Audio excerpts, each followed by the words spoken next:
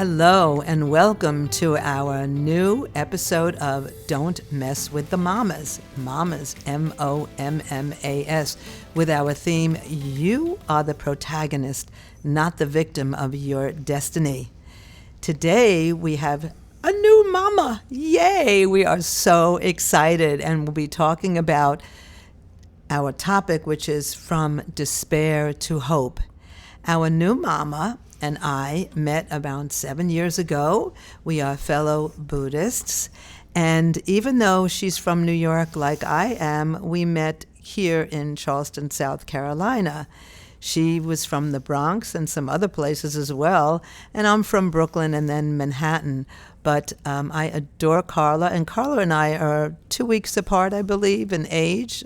That means we're very, very young. We're both Aquarians. So, Carla, tell us a little bit about yourself. I'm 73 years old. I live now in Somerville, South Carolina. I have a daughter. I had many different jobs. I started working in a hospital. From a hospital, I worked in a factory, then back to the hospital. I went to college, got a Bachelor of Fine Arts while I was 50. Wow, that's incredible. Right, and congrats. And I finished, and I can't draw a straight line. But I must say that Carla is very, very talented. She's a wonderful photographer. She's also a wonderful writer and poet. She's got lots of talents, and she's very funny as well. Mm-hmm. But go ahead, continue and tell us a little bit more about your different jobs, and especially you were working, in a mental facility, but it wasn't purely mental. No, Bellevue Hospital. It's the key traumatic hospital for trauma. If the president was to get hurt, they take him to Bellevue. So they have that component, and they also have mental health. But people think it's mainly for mental health. And we did see a lot of mental people, okay? Right. But I realized that everybody who's mental is not locked up. Right. We have them working in broad daylight and are members of society. Yes, and that's such an issue today anyway with mental health. Mm-hmm. So to take it a little bit further, we're going to be jumping right into our topic called From Despair to Hope. So Carla, what do you think about when you hear the word despair? And I know you've studied this quite a bit on your own. Well, I did a little research, and it's feeling hopeless, helpless, and meaningless. And it's a belief that a negative situation is permanent, it won't change, it doesn't matter what you do. So that's one aspect of it. And what it feels like is deep and crushing sadness. It can feel empty, it can be numb, a numbness to situations.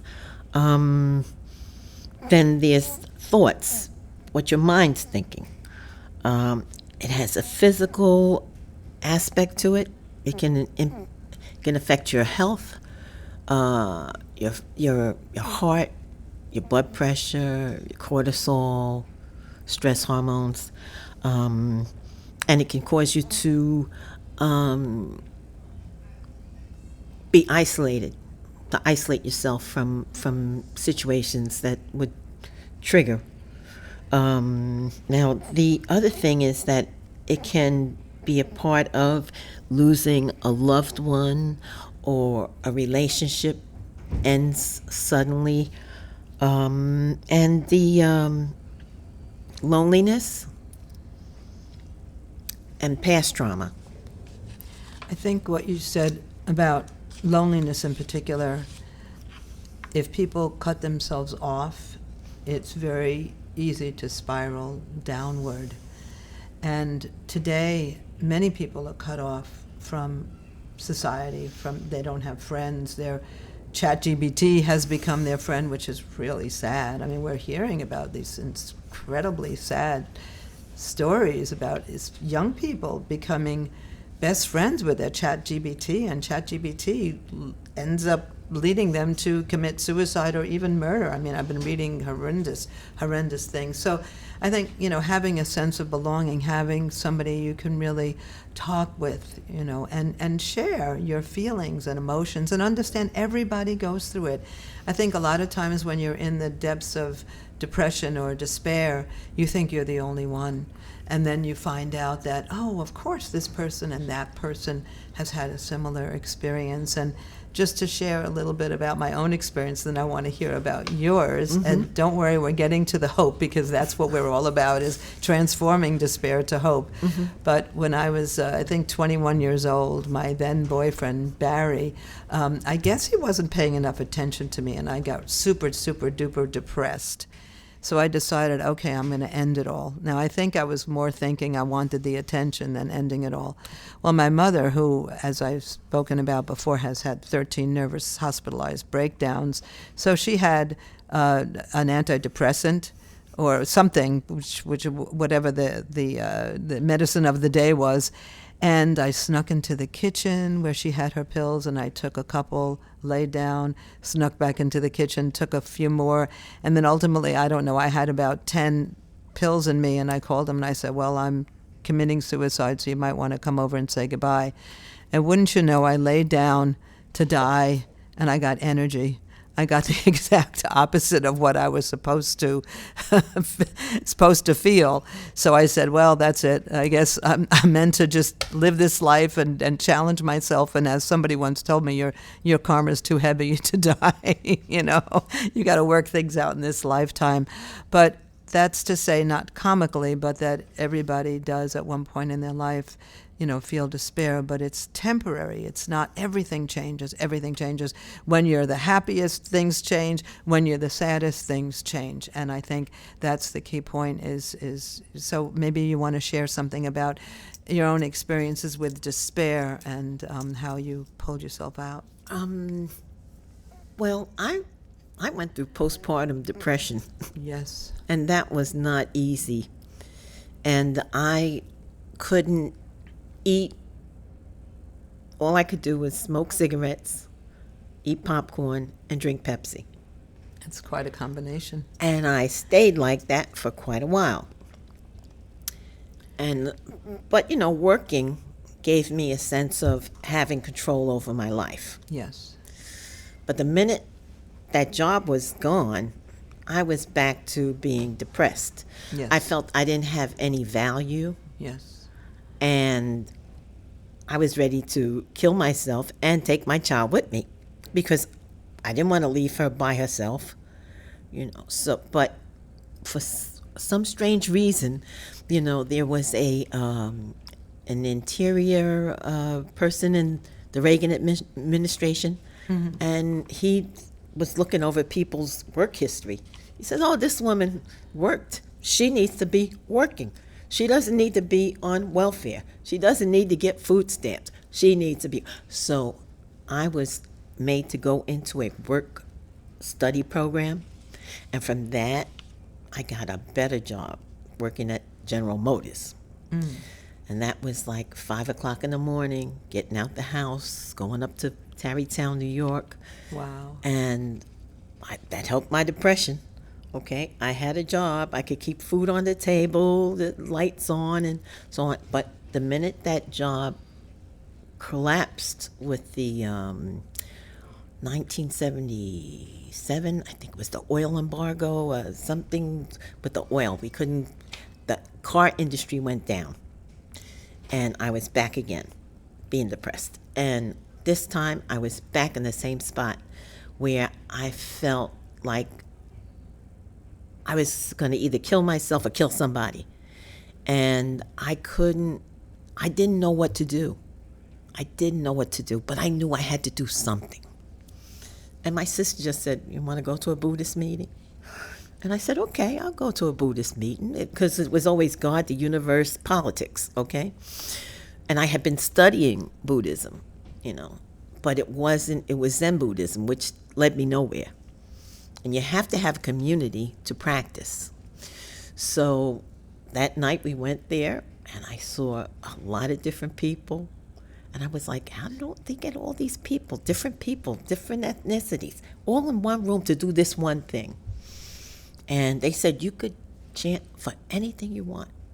And I said, well, I know what I want. I want to get a job and I want to keep that boyfriend. So I went home immediately and started chanting. And as I chanted, I started to feel like I didn't have to worry about anything, that everything was going to be taken care of.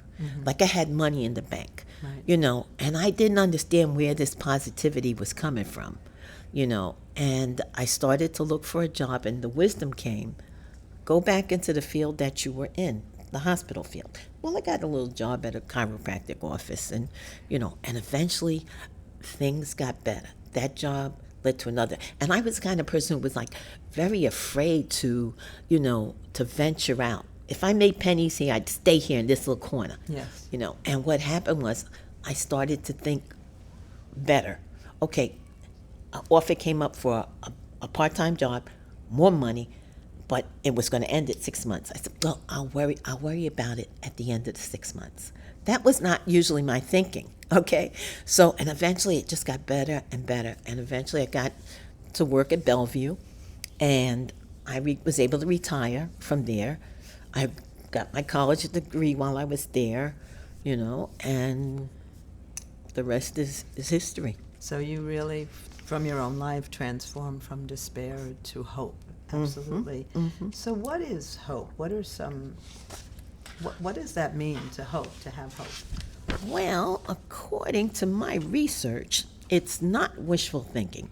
Wishful thinking is like having a dream without a plan. Oh, I love that. Okay, but hope is a verb, which means it's active.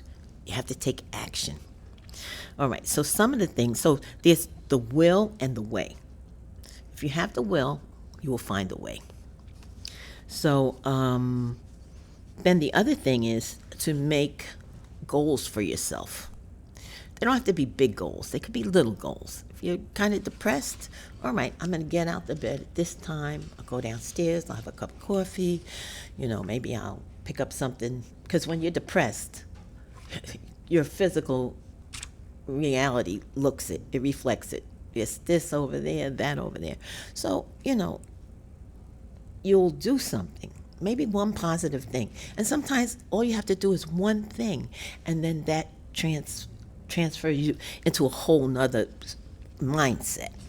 The other thing is to practice to change the narrative of your negativity and dismantle that thinking of it's all or nothing. I have to do everything or nothing's gonna work. And then you have to maintain it. You have to have compassion for yourself. Right, biggie, yes, absolutely. Okay, and they give an example of creating a hope kit, like making a digital folder filled with things that remind you of your strength and your joy, or positive things that you've been able to achieve for yourself. Maybe photos of happy memories, a song that energizes you, and focus on the next step and not the entire mountain. Right, absolutely. You chip away at stuff, yes, a little at a time. Yeah. Did you want to? Okay, so just to interject, what you were saying is, I remember when I was in New York and I was responsible for a group of people in our organization, the SGI, and one group, they were great, they were young, they had so much energy, and then I was put into a new group to take responsibility for, and the first night, the two women got into fistfights, and they had, the problems that people had were just overwhelming. And that group taught me to celebrate small victories. And one example, because it reminded me of you getting your college degree in age 50 or in your 50s, there was a gentleman who wanted to share an experience at one of our bigger meetings, but he couldn't read. Okay, I get emotional every time I talk about it. So he went with his son to school to learn how to read so he could share his experience. That was, of course, that was a very big victory, to be in your 50s and learning how to read for the first time. But that really touched my heart in such a profound way. And, sometimes it's the smallest victories, as you said. If you're depressed, sometimes it's just making yourself a cup of coffee, where you couldn't do that before. You couldn't even get out of bed. So to celebrate the baby steps, all the time. Putting on a little makeup before you go outside. Right. My friend told me, she says, you fix the outside, you help the inside too. Oh, absolutely, absolutely. That's why the cosmetics industry keeps on doing very well. And just to share a few things, and then I'll put it back to you, Carla. As long as one has hope, there is nothing one cannot achieve. Everything is born from hope. And this is from our SGI President Daisaku Ikeda, who passed away a few years ago. But his words just are resounding. When we possess the treasure of hope, it also gives rise to other treasures, too. Hope draws from an innate potential and strength. Hope is a magic word to make our dreams come true. And then a few more things. Hope is the wellspring of life force. The death of hope is the death of the heart. Nothing in this world is as strong as hope and a sense of mission. And then, no matter how long the cold, bleak days of winter may continue, winter always turns to spring. This is the law of the universe and the law of life, as long as we hold on to hope. And just to, talk about some things from history, I'm always going back to that Russian dissident who just tragically died in the prison in the Arctic in Russia. But he was such an optimist. Up until the last moment, he said he's one of the 1% of the happiest people in the world, even though his conditions were horrific. You couldn't get worse conditions, because he had such a strong sense of mission, and he fought for the happiness of the people. And he knew even if he was going to die, his words, his legacy would continue. Or then the people who survived the Holocaust, with nothing to eat, skin and bones, and because they were concerned with helping others, they survived, Or people who survived the worst possible abuse, whether it's racial or, ethnic or gender abuse.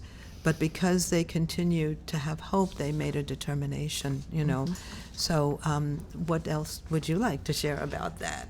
Well, President Ikeda also said, he talked about happiness. Right. And he said that if you're not happy, create your own happiness. Absolutely. And that is definitely the truth. Yes. Because when I was, once again, depressed, I remembered what he said. And I had to ask myself, well, what makes me happy? Taking photographs. And it was the coldest day in December. And I walked across the Brooklyn Bridge. And as I went, I was taking photographs. And I walked into Brooklyn, and I came back, and I was still taking pictures as I came across the bridge, okay? When I got home, my whole disposition had changed. Yes. I was back to myself. Yes. And then I was able to, take care of whatever the problem was that I was having, because a friend said, well, you can do this, you can do that. And sometimes a conversation with one person, one sentence, one word, one paragraph makes all the difference. You can take it to heart, you can get courage from it, and continue. Absolutely. I love that. Oh my gosh. Well, Carla, great new beginnings with the Momma, Carla Momma. Would you like to provide some key points of what we discussed today, and then end with encouraging words? Okay, I think we discussed what despair is, what the components are, sadness, trauma can bring it on, and then, what you can do to get out of that. If you can't afford a therapist, maybe you have a good friend. Right. Maybe you can read something, something that just pushes the gears so you can go forward. Because it's, it's moment to moment. Absolutely. Always. That's how you get from the past to the present. It's always moment to moment. So it's living through whatever it is until you get past that obstacle. And I think what you said about living in the present, because it's so easy to go into the past and say, I should have done, I should have, could have, would have, and that's so meaningless because the causes you've created in the past are already embodied in the present. So why look in the past? That just forms regret and guilt, and it just zaps your energy. It zaps your life energy. So to live in the present and into the future, and to know that winter will always turn to spring. So to end, you're going to give us some encouraging words, as we always do. Yes. Okay, I looked for something this morning, and I found it. And it's from the Buddhism Day by Day, Wisdom for Modern Life. And it's by Daisaku Ikeda, our president. Okay. He said, when we plant the seeds of self-doubt, only noxious weeds sprout. When we limit ourselves with low expectations, the growth of the tree of happiness immediately ceases. The power of growth, of improvement, the power to overcome all stagnation and break through every obstacle and transform a barren wasteland into a verdant field, that unstoppable power of hope resides right there in your own heart. It will well up from the rich earth of your innermost being when you face the future without doubt or fear. I can do more. I can grow. I can become a bigger and better human being.